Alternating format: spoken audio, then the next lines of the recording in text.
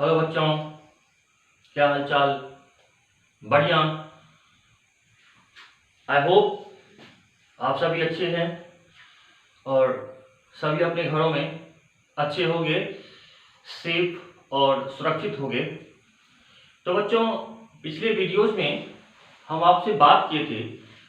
पिछले वीडियोज में मैं आपको बताया था मॉलिक्यूलरिटी ऑफ रिएक्शन। क्या बताया था? मॉलिक्यूलरिटी ऑफ रिएक्शन के बारे में बताया था। आज हम लोग स्टडी करेंगे आपको जीरो ऑर्डर रिएक्शन। तो बच्चों, पहली बात, जीरो ऑर्डर रिएक्शन हम लोग किसे कहते हैं और जीरो ऑर्डर रिएक्शन होता क्या है, ठीक है? तो उससे पहले आप फटाफट हमारे इस channel chemistry classes bye MK. Mishra, इस चैनल को फटाफट सब्सक्राइब कीजिए। अधिक से अधिक इसे आप शेयर करना है ताकि सबों तक वीडियो पहुंच सके, ठीक है? जो बच्चे घर बैठे हैं, जिन बच्चे को लेक्चर नहीं मिल पा रही है, घरों में बैठे हैं, उन्हें लेक्चर मिल सके, वो भी स्टडी कर सके, पढ़ाई कर सके, ठीक है? तो चलिए बच्चों, आप कॉपी और कलम निकाल लीजिए। चलिए आइए मेरे साथ चलते हैं। आज हम लोग देखते हैं जीरो ऑर्डर। नोट कीजिए, लिखिए zero order reaction. Zero order reaction, ठीक है? जीरो ऑर्डर रिएक्शन आराम से पढ़ना है, कोई दिक्कत नहीं होगा, बहुत सिंपल है। देखिए, मैंने आपको बताया था ऑर्डर ऑफ रिएक्शन क्या होता है। जब आपने ऑर्डर ऑफ रिएक्शन समझ लिया तो फिर उसका आगे क्या लगेगा, जीरो है, फर्स्ट है, सेकंड है, बहुत सिंपल है, बहुत सिंपल है। तो देखिए, पहली बात कि जीरो ऑर्डर का मतलब क्या होता है। जीरो ऑर्डर किसको बोलते हैं? देखिए, जीरो ऑर्डर मतलब ये होगा कि किसी भी केमिकल रिएक्शन में जो रिएक्टेंट है, तो रिएक्टेंट के जो कंसंट्रेशन है उसका पावर क्या होगा? जीरो होगा? नहीं होगा। अगर सपोज दैट अगर कोई रिएक्टेंट है, ठीक है, ये बना रहे प्रोडक्ट, आ रही समझ में आ रही है? ये आर रिएक्टेंट है, पी क्या प्रोडक्ट है। तो यहाँ पे हम लोग क्या बात, इसका रेट कैसे निकालेंगे? जीरो ऑर्डर में रेट क्या हो जाएगा? रेट आपका प्रोपोर्शनल क्या हो जाएगा? रिएक्टेंट का पावर क्या हो जाएगा? जीरो। जीरो ऑर्डर है। अब रिएक्टेंट के जो कंसंट्रेशन का पावर जीरो है, हाँ, तो रेट इक्वल टू क्या हो जाएगा? के आर की पावर क्या हो जाएगा? जीरो। यही होगा। जीरो ऑर्डर का मतलब यह होता है ना, किसी भी केमिकल रिएक्शन का जो रेट होता है और रिएक्टेंट के कंसंट्रेशन से क्या होगा? इंडिपेंडेंट होगा। अब ये बताओ, किसी की पावर जीरो क्या होता है? एक होता है। अगर हम यहाँ पे रेट बराबर लिखूं तो क्या होगा? के सीधा के हो जाएगा, क्योंकि इसका पावर जीरो वन। अब ये बताओ, इसका मतलब रेट क्या होगा? रेट जो है वह रिएक्टेंट के कंसंट्रेशन से क्या होगा? इंडिपेंडेंट, उस पर निर्भर नहीं करेगा। तो यहाँ पे वन आ रही है। तो अब बताओ कि जीरो ऑर्डर को हम लोग कैसे डिफाइन कर सकते हैं? लिखेंगे आप, चलिए लिखिएगा। Zero order means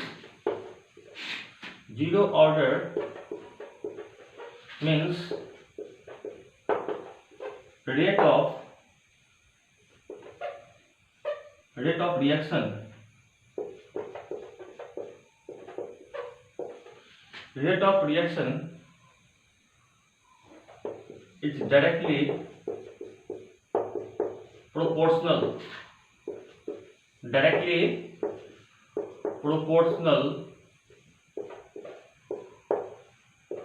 to the zero power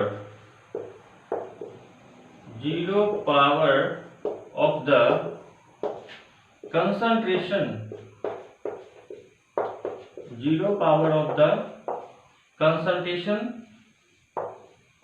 of the क्या होगा? रिएक्टेंट।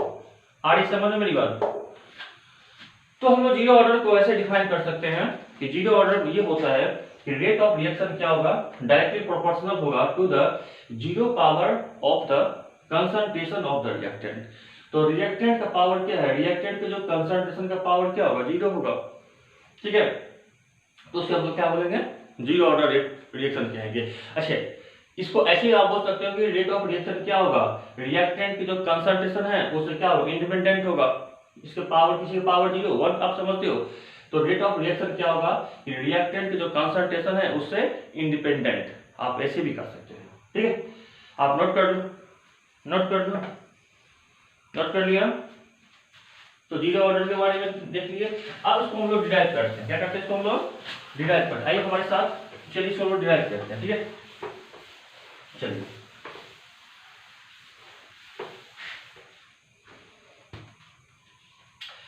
आप देखिएगा कि हम लोग जानते हैं कि जीरो ऑर्डर का मतलब क्या। देखिए पहली बात देखिए, चलिए इसको हम डिराइव करते हैं। तो हम लोग जानते हैं कि रेट ऑफ रिएक्शन क्या होता है। रेट जो होता है, रेट इसको हम लोग क्या होता है, डायरेक्टली प्रोपोर्शनल। ठीक है, रिएक्टेंट की जो कंसंट्रेशन का पावर जीरो। अच्छा रेट क्या होता है, रेट कैसे लिखते हैं, माइनस क्या होगा बताओ, डी आर बाई क्या होगा, डी टी। ये तो रेट वाला। रेट मतलब क्या, change in concentration with respect of time. Reactant या प्रोडक्ट का जो कंसंट्रेशन में समय के साथ जो परिवर्तन होता है उसे हम लोग रेट कहते हैं, या रेट ऑफ केमिकल रिएक्शन। किसी रिएक्टेंट या प्रोडक्ट के कंसंट्रेशन में समय के साथ, टाइम के साथ जो चेंजिंग आती है, that is called rate of reaction. अच्छा रिएक्टेंट का माइनस, यहाँ पर क्या हो रही है, जो रिएक्टेंट का जो कंसंट्रेशन है वो क्या हो रहा है, टाइम के साथ क्या हो रहा है, डिक्रीज हो रहा है। तो जब समय के साथ डिक्रीज होगा, घटेगा, तो आप ऑलरेडी क्या होगा, अमाउंट यहाँ तो बढ़ेगी प्रोडक्ट में। अब बताओ यहाँ पे क्या हो जाएगा, प्रोपोर्शनल क्या होगा, आर के पावर जीरो।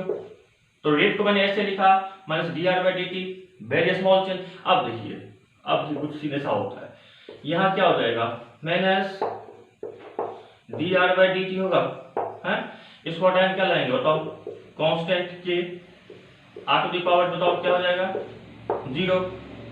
नहीं ये हटाया तो अब देखो यहाँ पे बताओ क्या होगा, माइनस, बहुत समझो आराम से, कोई दिक्कत नहीं है, D R by D T होगा। अब बताओ के इनटू क्या होगा, वन क्यों होगा, पावर जीरो पावर वन, किसी पावर जीरो क्या होता है, वन होता है। तो यहाँ तो समझ में आ गया होगा। अब देखिए हम लोग कैसे करते हैं, नोट कर लिया आप यहाँ तक, नोट कर लिया आपने। अच्छा अब चलो यहाँ पे आते हैं इधर। अब इसको हम लोग क्रॉस मल्टीप्लाई करते हैं, तो minus D R equal to तब क्या होगा, के इंटू क्या होगा, D T. Cross multiply K into D T हो गया, आ रहा है समझ में।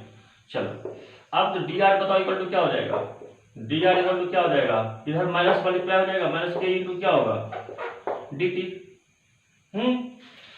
अब हम लोग ऐसा करते हैं कि दोनों तरफ हम लोग लगाते हैं इंटीग्रेशन। इसको शॉर्ट करनी है, इसका वैल्यू फाइंड करनी है, तो हम लोग क्या करेंगे, इंटीग्रेट करेंगे। यहाँ पे लिखिएगा integrating both side, integrating both side. अब दो तरफ हम इंटीग्रेशन लगाएंगे, तो इंटीग्रेशन क्या होगा, डी आर इक्वल टू बताओ क्या हो जाएगा, जब माइनस बाहर आएगा, कांस्टेंट के कांस्टेंट है, इसका तो इंटीग्रेशन नहीं होता है, पढ़ा होगा आपने। कांस्टेंट को बाहर कर लेते हैं, जो वेरिएबल टर्म है वो अंदर रहेगा, ठीक है। तो dt वेरिएबल है, अंदर है, कांस्टेंट को बाहर कर लिया।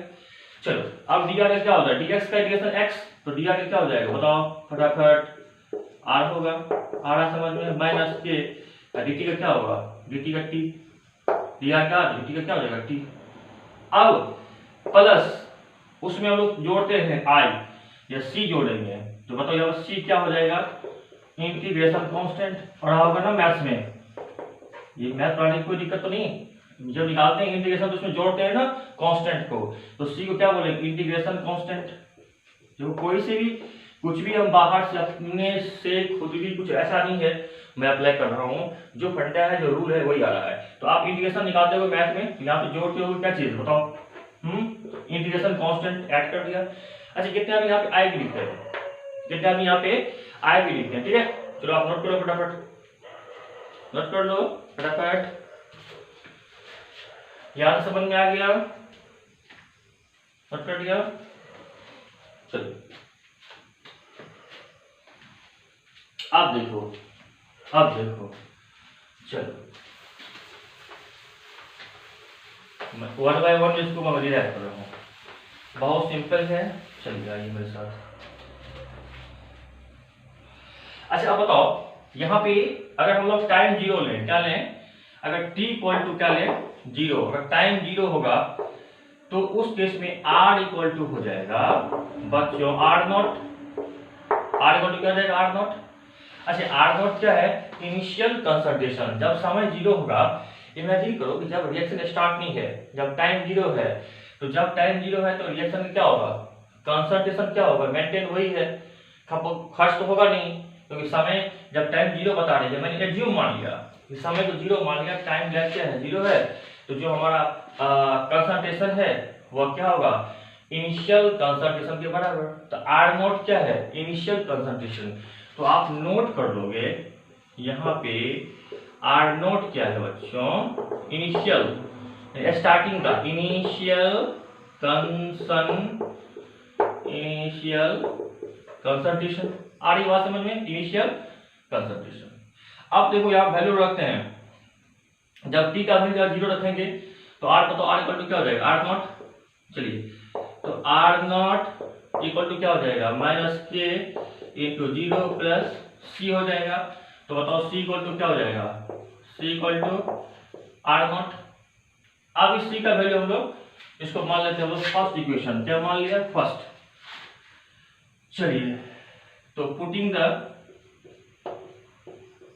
देखिए आप putting the value of C in equation first, अब इसमें डाल दो तो क्या हो जाएगा? वहां पे आर है ना, तो R equal to minus K into T plus C की जगह रखेंगे आर नॉट। क्या रखेंगे? R naught. ठीक है, और सी वैल्यू रख दो, यहां पे मैंने रख दिया ना। चलो, कोई दिक्कत समझने में ना? कोई दिक्कत तो नहीं होगा? अच्छा, जहां प्रॉब्लम आती है बच्चों, जहां भी आपको प्रॉब्लम आ रही है, आप फटाफट हमारे कमेंट बॉक्स में जाके, जो कमेंट बॉक्स में जाके आप कमेंट कर सकते हैं। ठीक है ना, वहां दिया गया जगह स्पेस है, कोई प्रॉब्लम है? ठीक है, आई थिंक दैट कि आपको दिक्कत नहीं होती होगी। अगर कोई दिक्कत है आप कमेंट बॉक्स में कमेंट करें। ठीक है, चलिए, तो वहां पे आपको सॉल्व होगा क्वेश्चन। चलिए, तो आर इक्वल टू बताओ यहाँ क्या हो गया? आर इक्वल टू क्या हो जाएगा? माइनस के टी प्लस आर नॉट। अब हम लोग ऐसा करते हैं, उधर ले इधर, तो के टी इधर ले आओ, तो के टी इक्वल टू क्या हो जाएगा? आर नॉट माइनस आर, इसलिए टी को बताओ के इक्वल टू क्या हो जाएगा? तो फिर के इक्वल टू क्या होगा? K equal to R naught minus R upon T. तो यही हुआ हमारा डेरिवेशन। इंटीग्रेशन लगाया, इंटीग्रेटेड जो हमारा रेट कांस्टेंट है जीरो ऑर्डर का, इसका फॉर्मूला क्या हो जाएगा? K equal to R naught minus R upon T. आ रहा समझ में? अब बताओ यहाँ पे आर क्या होगा? आर हुआ कंसंट्रेशन एट टाइम टी। जब रिएक्शन स्टार्ट हुआ, तो रिएक्शन स्टार्ट होने पर जो बचा कंसंट्रेशन बचा, जो रिएक्टेंट का जो सांद्रण बचा वो आर हो गया। आ रहा है समझ में? और आर नोट तो इनिशियल, जब रिएक्शन, जब टाइम जीरो है तो रिएक्शन स्टार्ट हुआ ही नहीं, तो जो रिएक्टेंट है इनिशियली उसी को बोलते हैं आर नोट। तो R naught initial concentration, R concentration at time T, reaction start हो गया है। अच्छा, के क्या है? Rate constant. के क्या है हमारा? Rate constant. नोट कर लिया फटाफट? चलो नोट कर लो। अब इसका हम लोग ग्राफ प्लॉट करते हैं। क्या हम निकालते हैं? ग्राफ निकालते हैं। चलिए,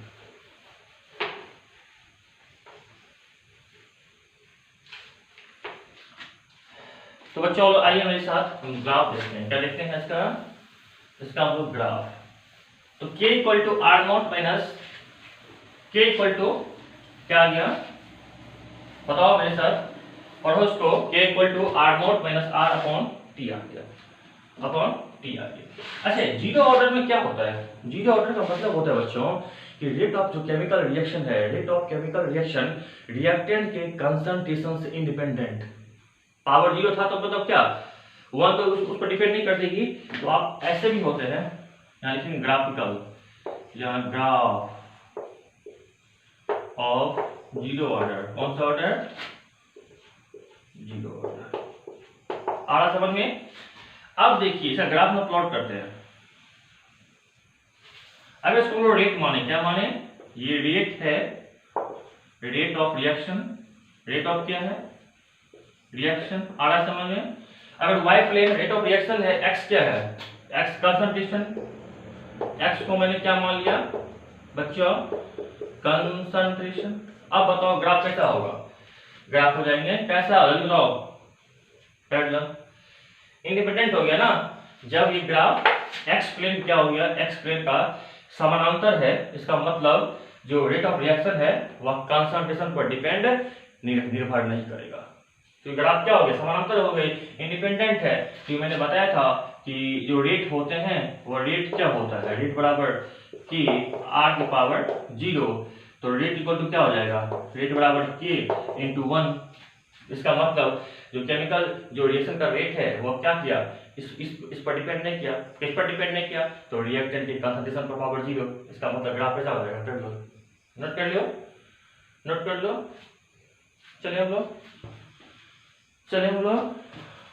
चलिए आप एक चीज देखो यहाँ पे, एक यहाँ पे देखो, एक ऑर्डर बना रहा हूँ ग्राफ। अगर हम लोग जीरो ऑर्डर का ऐसा ग्राफ लें, कैसा ग्राफ लें, ठीक है, यहाँ पे ले लेंगे हम लोग कंसंट्रेशन, क्या लेंगे, यहाँ पर कंसंट्रेशन ले लेंगे, और यहाँ पर हम लोग कितना लेंगे, टाइम, क्या लेंगे, यहाँ पे टाइम लेंगे। अब बताओ ग्राफ कैसा होगा। देखो पहली बात कि आपको पता होगा कि ये ग्राफ जो है यहाँ पे देखो, ये मैंने यहाँ डिराइव किया r इक्वल टू माइनस के टी प्लस आर नॉट, ये इसको y इक्वल टू हो जाएगा mx हाँ प्लस c। अब देखिए ये ग्राफ है स्ट्रेट लाइन का, y इक्वल टू, आप देखो फंडा देखो, y equal to mx plus c, ये c हो गया इंटरसेप्ट r नॉट, y हो गया यानी कि जो कंसंट्रेशन है r वो हो गया y प्लेन में। इसका मतलब ये हो जाएगा r, ये क्या हो जाएगा, r हो जाएगा। अब देखिए y प्लेन में r, x प्लेन में टाइम है, अब देखिए क्या हो जाएगा स्लोप, तो स्लोप कैसे होगा, अब r नॉट, ये क्या होगा बताओ, आपको डिक्रीजिंग ऑर्डर में ना, तो बताओ कैसे हो जाएंगे, ऐसे हो जाएगा। अब इसको बताओ यहाँ पे क्या हम लोग लेंगे, ये पॉइंट होगा, इसको मिलाएंगे, ये होगा इंटरसेप्ट, ये क्या हो जाएगा r नॉट, c क्या है, c r नॉट है, तो ये हो जाएगा r नॉट, जहाँ पे y प्लेन को कट कर दिया इंटरसेप्ट पार्ट में। अब बताओ ये क्या हो जाएगा स्लोप, तो स्लोप इक्वल टू बताओ क्या हो जाएगा, बताओ स्लोप इक्वल टू क्या हो जाएगा, स्लोप क्या हो जाएगा बताओ, फटाफट दिमाग लगाओ, क्या होगा स्लोप बताओ, क्या होगा स्लोप, तो यानी स्लोप लेते हैं ना, यानी कि k इक्वल टू कांस्टेंट है, तो k इक्वल टू क्या हो जाएगा माइनस स्लोप, यानी कि टेन थीटा होती है ना, या माइनस के लिखो या फिर स्लोप क्या हो जाएगा, ये जो स्लोप होगा जो बनाएगा एक्स प्लेन के साथ इसको मिलाएंगे, आगे इसको बढ़ाएंगे थोड़े, ठीक है, तो जो एंगल बनाएगा उसको स्लोप कहते हैं, टेन थीटा ना एक्स प्लेन के साथ। तो ये क्या हो जाएगा, कौन आपको स्लोप हो गया ग्राफ का, ये हो जाएगा आर नॉट, ये क्या हो गया आर नॉट। आप फटाफट नोट कर लो, इसको नोट कर लिया फटाफट, कोई दिक्कत तो नहीं है।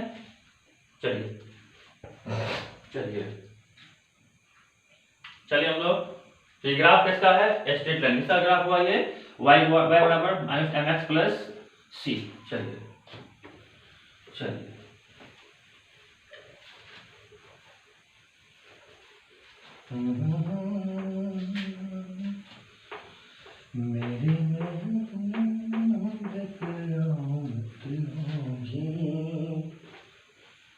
आज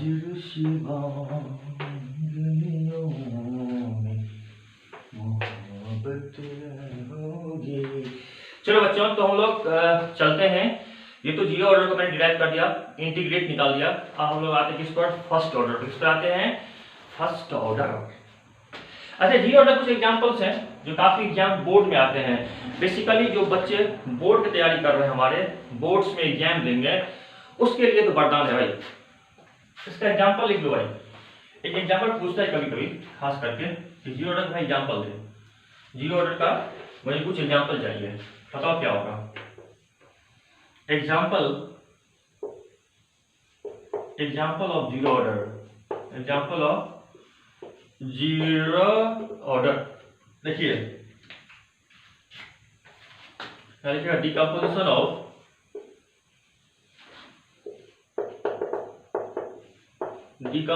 ammonia on the surface of platinum catalyst, platinum catalyst, platinum catalyst. अब देखिए अगर अमोनिया है, ठीक है,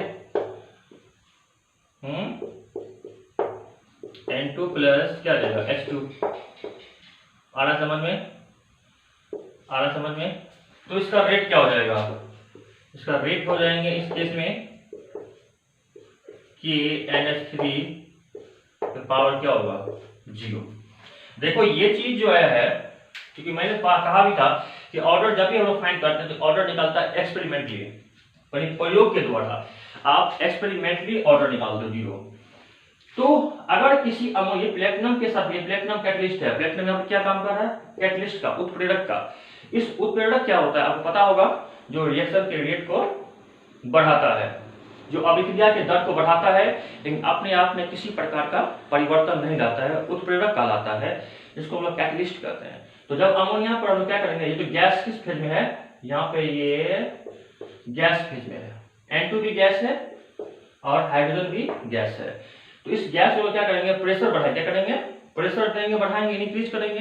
तो जब प्रेशर बढ़ाओगे तो अमोनिया क्या होगा, कंप्लीटली प्लेटिनम के सरफेस पे आके जमा हो जाएगा, एब्जॉर्ब हो जाएगा ना, गैस है ना, गैस को अगर आप प्रेशर बढ़ाते हो, प्रेशर बढ़ाएंगे तो क्या होगा, वो लिक्विफाई होगा। तो जब प्रेशर जब हम बढ़ा देते हैं काफी, तो अमोनिया गैस क्या होता है, कंप्लीटली प्लेटिनम के सरफेस पर, प्लेटिनम कैटलिस्ट की सतह पे आके जमा हो जाता है। और उस केस में रेट जो होते हैं वह अमोनिया के कंसंट्रेशन से क्या होता है, इंडिपेंडेंट।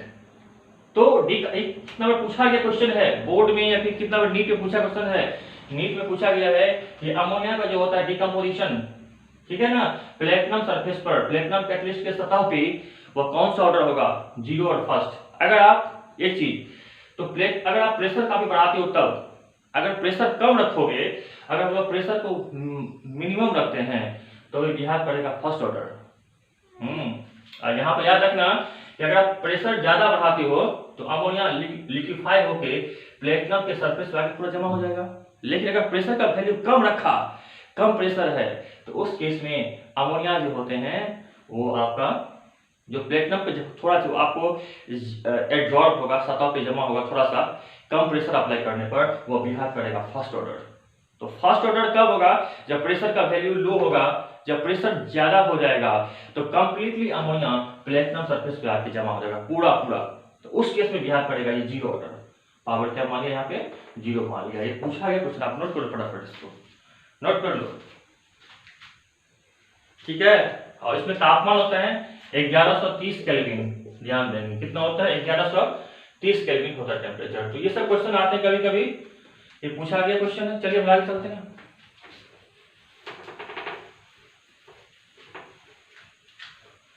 डिकम्पोजिशन अमोनिया, अच्छा चलिए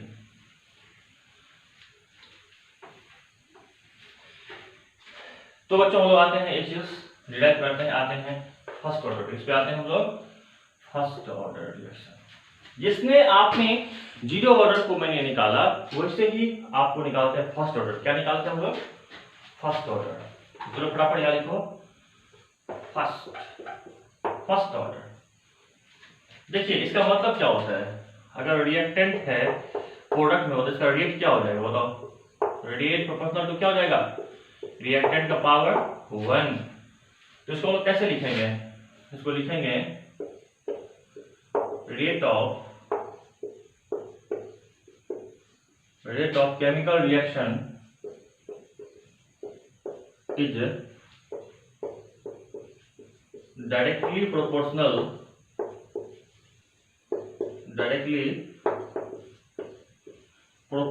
टू द फर्स्ट पावर। कितना पावर है, first power of the concentration, first power of the concentration of the reactant. आई बात समझ में। तो 0 फर्स्ट ऑर्डर का मतलब होता है किसी भी रिएक्शन का ऑर्डर फर्स्ट है, तो इसका मतलब क्या होगा कि रेट ऑफ केमिकल रिएक्शन जो होगा वो रिएक्टेंट के कंसंट्रेशन का पावर क्या हो जाएगा 1। तो रेट ऑफ रिएक्शन का क्या होगा, रेट ऑफ रिएक्शन जो हो जाएंगे रिएक्टेंट के कंसंट्रेशन का पावर 1, पावर 2 रहेगा तो सेकंड ऑर्डर, पावर 1 है तो फर्स्ट ऑर्डर, पावर 0 है तो जीरो ऑर्डर। तो ये नोट कर लिया, ये इसका क्या हो गया स्टेटमेंट, फर्स्ट ऑर्डर क्या हो गया ये स्टेटमेंट हो गया। ऐसे एग्जाम्स में आते हैं फर्स्ट ऑर्डर होता क्या है, फर्स्ट ऑर्डर को आप डिराइव कीजिए। अब इसको हम लोग इंटीग्रेटेड मेथड से इसको हम लोग क्या करेंगे डिराइव करेंगे फर्स्ट ऑर्डर को। चलिए नोट कर लिया, नोट कर लिया, नोट कर लिया। चलिए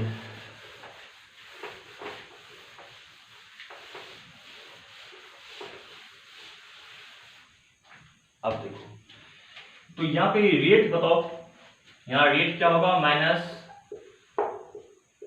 dr अपॉन dt, ऐसा होगा।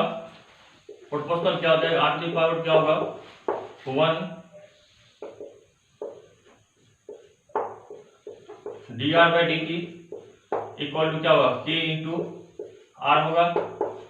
आ रहा समझ में, हटाएं कांस्टेंट की, चलो फटाफट नोट करो, minus dr by dt, dr by dt। अच्छा एक काम करते हैं कि हम लोग इसको इधर ले आते हैं, तो बताओ हो जाएगा dr अपॉन r एक साथ लिया इक्वल टू k इंटू क्या हो जाएगा dt, ये जाएगा माइनस आ जाएगा। अब देखो हम लोग क्या करेंगे ना, इंटीग्रेटिंग करेंगे, लिखो integrating both side, integrating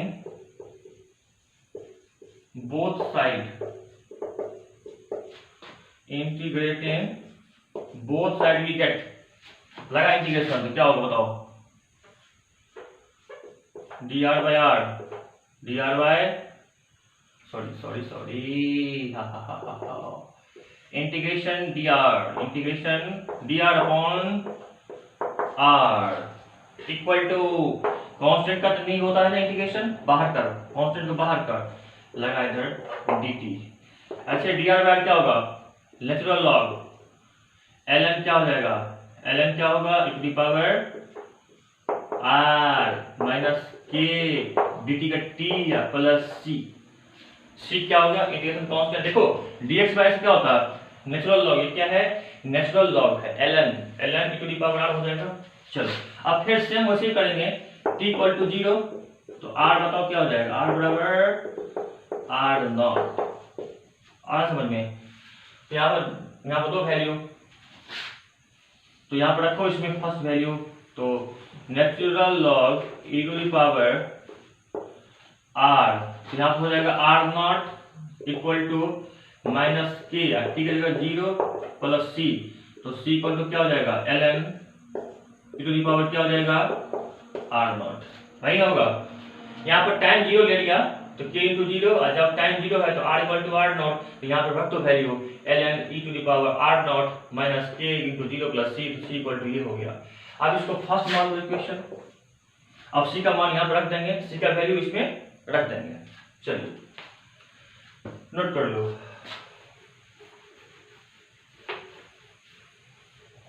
note कर लिया, नोट कर लिया, नोट कर लिया। चलो भाई, तो यहाँ बताओ क्या होगा, कुछ ऐसा सीन होगा कि c का वैल्यू हम इक्वेशन फर्स्ट में रखेंगे, तो यहाँ हो जाएगा क्या चीज ln e to the power r equal to minus kt plus ln e to the power क्या होगा r नॉट। तो बच्चों इसको लिया kt लिया लेफ्ट साइड में, तो ln क्या होगा e to the power r naught minus ln, आया समझ में। चल तो बताओ kt equal to ln e to the power क्या हो जाएगा r नॉट बट्टा r, तो सर कैसे हो गया ये बताओ। तो पढ़ा होगा log m by n, log m upon n क्या होता है log m minus log n, उस फंडा पे आ गया। तो natural log e to the power r naught minus natural log e to the power r, इसको लिख सकते हैं natural log e to the power r naught बट्टा r। तो log m by n के फंडा पे आ गया ये। चलो इधर अब इसको हटा, तो kt इक्वल टू क्या हो जाएगा, इसको हटाएंगे ln को, तो इसका वैल्यू होता है 2.303 log r नॉट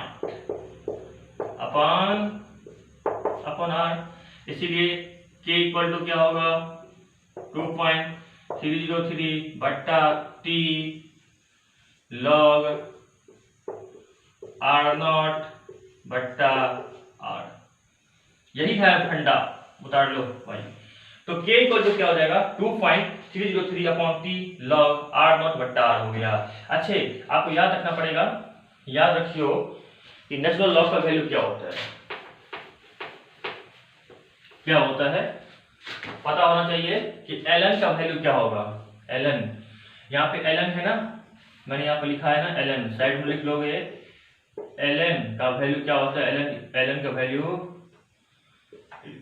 क्या होता है 2.03 log, नेचुरल लॉग हो गया ये, क्या होगा नेचुरल लॉग, ठीक है। 2.303 क्या हो जाएगा, क्या होगा 2.303 क्या हो जाएगा log, ठीक है। चलिए तो यहाँ पर इसको तोड़ दिया, नेचुरल लॉग को हटा दिया, इसका वैल्यू यहाँ पे डाल दिया 2.303 log, ये बट्टा ये हो जाएगा r naught initial concentration r, concentration at time t, आपके रेट कांस्टेंट।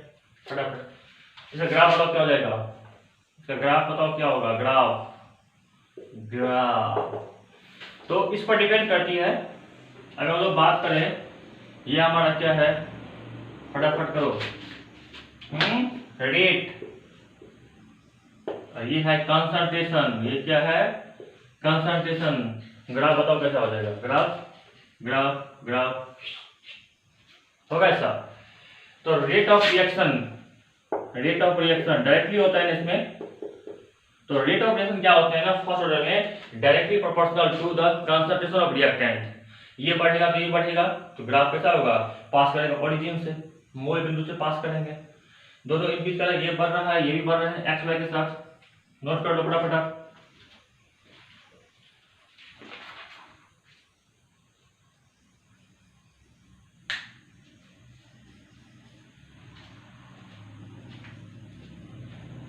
नोट कर लिया, ठीक है।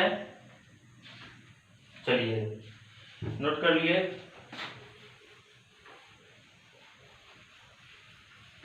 अच्छा, यहाँ पे एक चीज देखो, ये तो मैंने किसकी बीच लिया, रेट ऑफ रिएक्शन वर्सेस आपका कंसंट्रेशन। अगर एक ग्राफ ऐसा हम लोग खींचे, ड्रॉ करें, ये हमारा है कंसंट्रेशन, क्या है हमारा ये ये हमारा क्या रहेगा कंसंट्रेशन, और ये टाइम, ठीक है। तो ये ग्राफ ऐसा होगा, ये क्या हो जाएंगे, यहाँ पे क्या था log r नॉट, ये हो जाएगा वही स्ट्रेट लाइन पे log r नॉट, और ये पॉइंट क्या होगा ln r, ये हो जाएगा नेचुरल लॉग r नॉट, ये हो जाएगा स्लोप इक्वल टू क्या होगा बताओ, वहां स्लोप क्या था बताओ, वहां स्लोप क्या हो जाएगा, तो दिमाग लगाओ। तो माइनस के अपॉन 2.303, यही होगा स्लोप। चलिए आप फटाफट नोट कर लो, ठीक है। तो ये हमारा हो गया, इसको इंटरसेप्ट स्लोप हो गया, जो आपको एक्स प्लेन के साथ बनाता है ना, ये हमारा जो स्लोप है, जो एक्स प्लेन के साथ क्या बनाएगा, एंगल बढ़ाएंगे इसको, थीटा एंगल, ये स्लोप हो जाएगा, स्लोप का कितना रहेगा माइनस के बाय 2.303। ये हो गया वाई प्लेन log r, तो यहाँ पे log ले लेंगे ना, हाँ log। चलिए तो concentration versus time, Y plane concentration, X plane time, graph draw कर लिया, ये स्लोप हो गया, ग्राफ स्ट्रेट लाइन का। चलिए फटाफट नोट कर लीजिए, ठीक है बच्चों, नोट कर लिया। चलिए तो फिर हम लोग नेक्स्ट वीडियो में, नेक्स्ट लेक्चर में आपसे फिर हम लोग मिलते हैं, रूबरू होंगे। ठीक है, आप अपने घरों में स्टडी करो अच्छे से। जहां दिक्कत आती है, जहां क्वेश्चंस, जहां प्रॉब्लम होगा, आप कमेंट बॉक्स में जाके कमेंट कर सकते हैं। छूट है, खुला छूट है, आज़ादी में दे रहा हूँ आप सबको, आज़ादी है भाई। कमेंट बॉक्स में जाके कमेंट करें जहाँ पे दिक्कत है, और हमारे इस लेक्चर को, वीडियो को अधिक से अधिक सब्सक्राइब करें, शेयर करें, सबों तक वीडियो पहुँच सके, मैं आपसे रिक्वेस्ट कर रहा हूँ, ठीक है। और बाकी रही बात कि एक मैं आपको जानकारी देना चाहूँगा, इन्फॉर्मेशन मैं आपको प्रोवाइड कराना चाहूँगा, इन्फॉर्मेशन जो क्लास 10th, जो बिहार बोर्ड क्लास 10th के बच्चे हैं, जो सीबीएसई बोर्ड 10th के भी बच्चे हैं, उनकी भी क्लास बहुत जल्द हम स्टार्ट करने वाले हैं। CBSE board 10th chemistry 10th board CBSE as well as Bihar board के जो बच्चे हैं 10वीं का, उनका जो केमिस्ट्री का जो सिलेबस है वो बहुत ही हमारे इस channel chemistry classes bye MK. Mishra पर बहुत ही जल्द स्टार्ट होगी। तो आप डेविएट ना हो, वेट करें, बहुत ही जल्द हम आ रहे हैं लेकर क्लास 10th के सीबीएसई और बिहार बोर्ड के केमिस्ट्री के सिलेबस, ठीक है। और तब तक हम लोग फिर चलते हैं। आप घरों में रहें, सेफ रहें, सुरक्षित रहें। Bye bye.